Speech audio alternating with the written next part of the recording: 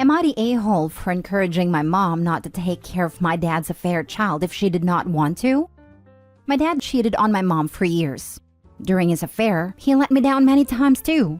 He'd planned stuff with me, and if his affair partner was in town or available, he dropped me without a word. So when the truth came out, I was mad as hell with him. My younger sister was more forgiving though, and continued to have a relationship with him. The affair was revealed because the mistress was pregnant, but she lost that baby.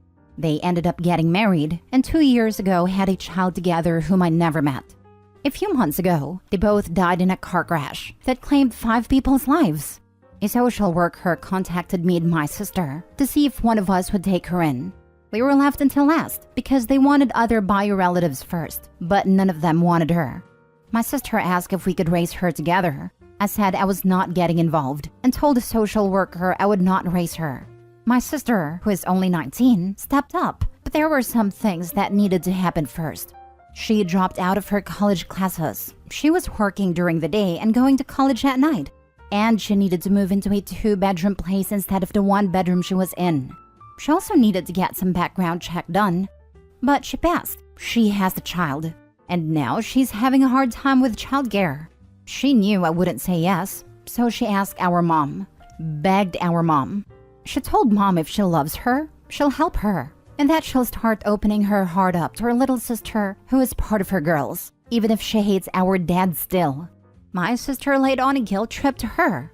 Mom said she needed to think, so she called me, told me she didn't want to do it, that she hates the thought of having that child in her home and caring for her. But she knows it will ruin her relationship with my sister if she doesn't. I told her she shouldn't do it, that not only she would not be a good fit for one, but she would also be miserable. And while my sister might not hate her, she could end up resenting them both. She agreed with me and told my sister she would not watch the child. My sister called and asked if I had anything to do with it. I played dumb and said I didn't know what she meant. She said she knew that was a lie because mom was so close to doing the right thing, and suddenly she's firmly no. She called me the C-word, a witch, said I was heartless, that one day she'll tell our little sister everything and will make me face up to my rejection of her and my lack of care for her. I told her I owed the child nothing, and I would not apologize for telling mom to do what she wants. My sister then said I was cold-hearted and cruel, and I don't seem to care about her either. I told her I cannot pretend to care about the child dad created with his affair partner, and that she would rather me stay away. She said it didn't mean I needed to push mom to refuse to help her either, that I was still an ass for that. Am I the a-hole? Not the a-hole. And honestly, I'm surprised CPS gave your sister custody considering she is 19, basically a kid herself. Not blaming your mother in the slightest for not wanting to do anything with the affair child of her ex-husband. Your sister is the one to blame for taking on a kid she wasn't financially ready for. I think they just did everything to keep her with a blood relative. Plus, my sister was willing to fight to take her. If your sister was willing to fight to take her, then she should have been prepared financially and had a proper education to fund having a child. She felt morally obligated to take in your late father's child. Maybe this is her way of still being with her dad? It might be selfish of her to do that, but I don't know. All I know is she took on the responsibility and is now asking your mother for help who did not sign up for this at all. Not the a-hole. You and your mother made a decision that you would not care for the child. Your sister is angry because she assumed that she'd be able to get someone to help her, but she can't. I don't envy her position at all. She's essentially a single mom at 19. And I feel bad for the kid, who needs stability and safety and unconditional love. But she doesn't get to decide right from wrong for you and your mother. And she certainly doesn't get to manipulate your mother into caring for the living representation of your father's betrayal. It's honestly in the kid's best interest that you and your mom don't care for her. Kids are perceptive. They know when they aren't liked or wanted. And she absolutely doesn't need that right now. Anyone who plays the "if you love me you'd" card is almost always a shameless manipulator, and therefore the a-hole. I think my sister assumed we'd change mom's mind once she had taken the child on, or maybe that mom would be willing to help her out fully. She thinks I was wrong for saying no already. This is all making her angrier, because she claims she's our family. I know she's always had a relationship with a child, but I have never even met her, and I don't plan on that changing. I know my sister doesn't like that, but staying away is the right thing. Because, like you said, kids know when they're not wanted. Next story. Am I the a-hole for not being an active grandparent? I, male 47, have a son Jake, male 26, who has his own son Mike, male 5. Jake's mother and I only had a short-term relationship, and it was an accidental pregnancy. To be blunt, I never wanted to be a parent, particularly not at 21. However, Jake's mother did, and it wasn't my decision. Although we have always kept the peace, things have always been icy between us due to that. However, I always tried to do right by Jake. I would have him over other weekend and for a month during the summer. Would do my best to deliver on anything he asked of me. Treated him kindly and tried to be a good father. Then, at a certain point, his mother married a guy Jake hated, and I had him move in with me once he was 13. I won't lie, I wasn't cut out to be a parent. I love Jake, but I just hated parenting. I did it anyway since he was my son. We have a very good relationship, and I've never shirked any responsibility to him. Jake also became a father at 21. However, he was all for it and is happily married to Mike's mother. I also got him into my electrician's union and had him set up on some good jobs. So, he was on much better footing than I was for a child. Back then, we had a long talk, and I told him, Jake, being a parent is a very different life. It is hard, exhausting, and on a day-to-day basis. You don't really get to do what you want to do very much. It will be a very long time before you don't have that kind of responsibility anymore. Then, the conversation turned to how I'd help him. I told him no, I am retiring from parenting. I am turning back to my own life. He has his own home, union job, is engaged, and adult enough to decide to have a baby. He's the adult now. He's the parent. I'll be around, and if there are any emergencies, obviously I'll do what I can. But I won't be an active grandparent. I've largely held to it. I have been doing a lot of travel, I have a girlfriend, hobbies, and to be blunt, I'm doing all the things I didn't get to do in my 20s. Do I see Jake and his family? Yes. However, I rarely agree to babysit.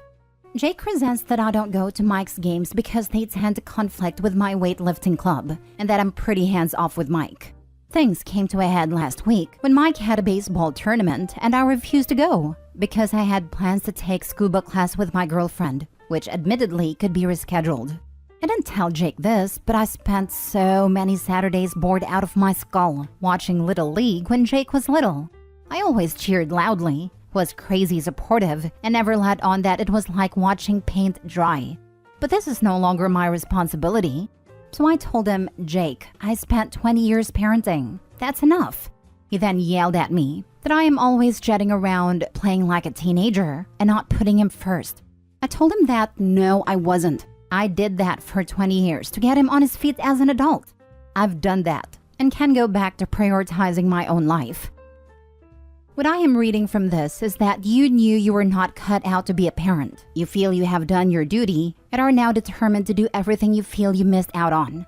You can do whatever you like, and whether you are the a-hole or not, your actions will have consequences. But only time will tell if you find you regret your actions or not. Indeed, you read it right. I have also considered exactly what you suggest in your last line. Thought very hard about it, in fact. I am far more likely to regret never getting to live my own life if I were to give that up again.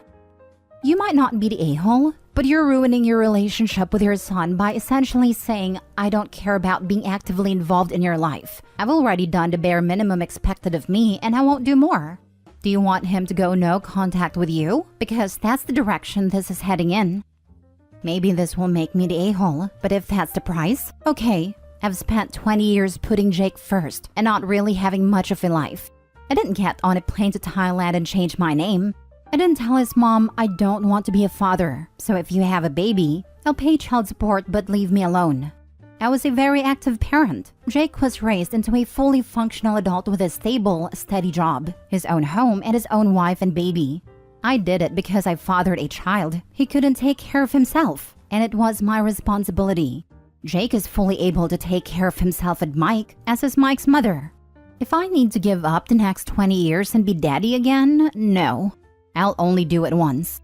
This time, I'm proverbially getting on the plane to Thailand. The price is too high. I've done my duty and hung up my parent hat. At this point, yes, I am done. I've signed up for and took responsibility for Jake.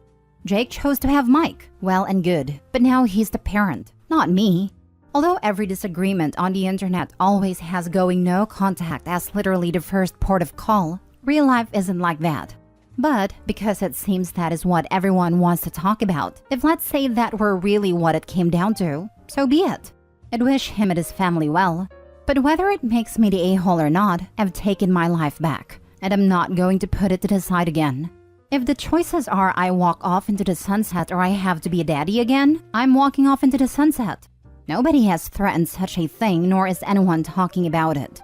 But this, being the internet, it is the go-to that everyone says immediately. I hope things don't go that way. I don't want them to go that way. But if those are the terms, that will be my choice. Next story. Am I the a-hole for crying, causing a wedding to be called off? I'm 31 female. I have a friend named Anna, 35 female, and Alex, 33 male, has a 7-year-old daughter named Frankie who has a severe peanut allergy. Alex is very protective of Frankie and takes great precautions to ensure her safety. One day, Anna and I decided to go to a restaurant, and we informed Alex beforehand.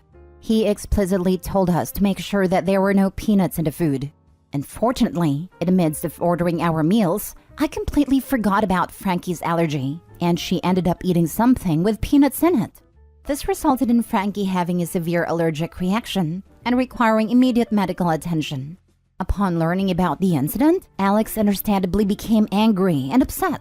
He directed his frustration towards me and Anna, stating that we should have asked about the presence of peanuts in the food. Furthermore, he expressed that he no longer wanted me around Frankie if we couldn't be more responsible. I busted out in tears. This argument escalated, leading to a major fight between Anna and Alex and ultimately causing their wedding to be called off. Now both friends and family are placing the blame on me, stating that Anna and I should have been more cautious and that I ruined the wedding because I'm an idiot who doesn't listen. Info. Were you the only one ordering? Could Anna have identified that there was peanut in the food? Why did the argument escalate?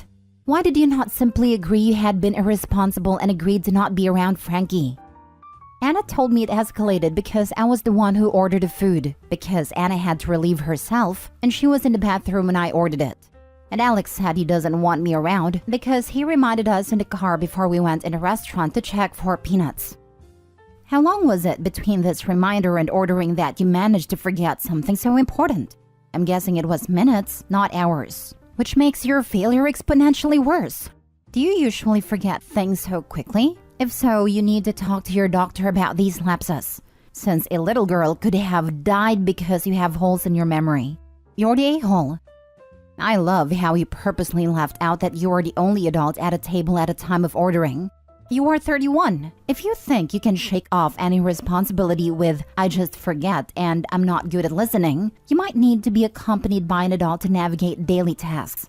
You're the a-hole. You could have killed that child. Hope he also left out the fact that the dish was Kung Pao chicken. So literally a peanut chicken dish after having been told right before on the phone to not forget about the peanut allergy. Last story. Am I the a-hole for telling my sister's friend I'm married after being widowed for 20 plus years? I lost my wife, Lana, 20 years ago after the birth of our son. Lana and I were childhood sweethearts who saw ourselves growing old together.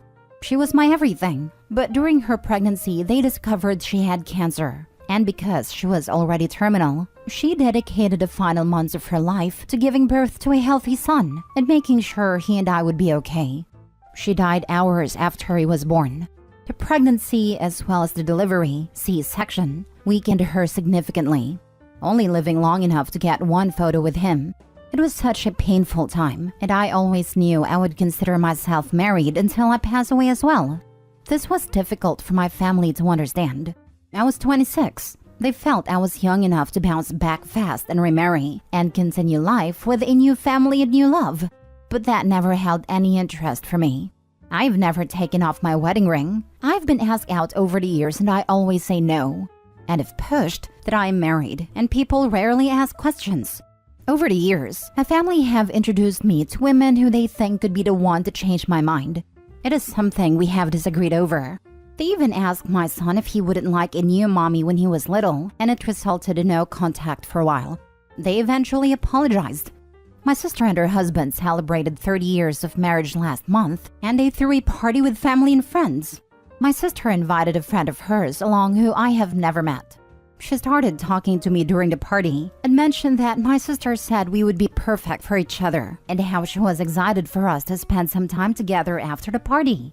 I asked her what she meant by that, and she said we were going out to dinner, just the two of us, right after. I told her I never agreed to that, and that I told her I was married.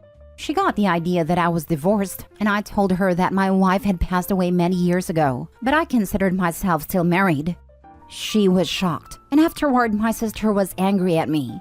She told me I had made her out to be a liar, and her friend was hurt that she tried to set her up with someone who was so hung up on someone else. I told her I had made it perfectly clear I would not be dating, that she was the one who gave her friend the impression I wanted to date. She told me telling people I'm married when I'm not anymore is wrong, that it pushes people away and gives them the wrong idea.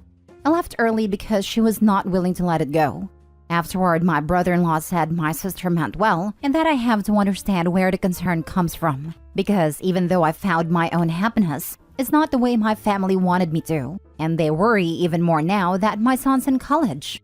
Am I the a-hole? Not the a-hole. I'm a widow. It's only been 4 years. My mom was widowed twice. My first dad died while she was pregnant with me. My mom told me that we stay married in our heart, soul, and mind, and I've found that no one understands that, but I do. You are not the a-hole all the way. It's nobody's business how long it has been. You are married, period. If no one understands, too bad for them. Time is relative. 4 years later, it feels like I just found his body again and again. Take care. I'm terribly, terribly sorry. Your wife must have been as amazing as you. Be strong. It's the most terrible pain, incomprehensible pain.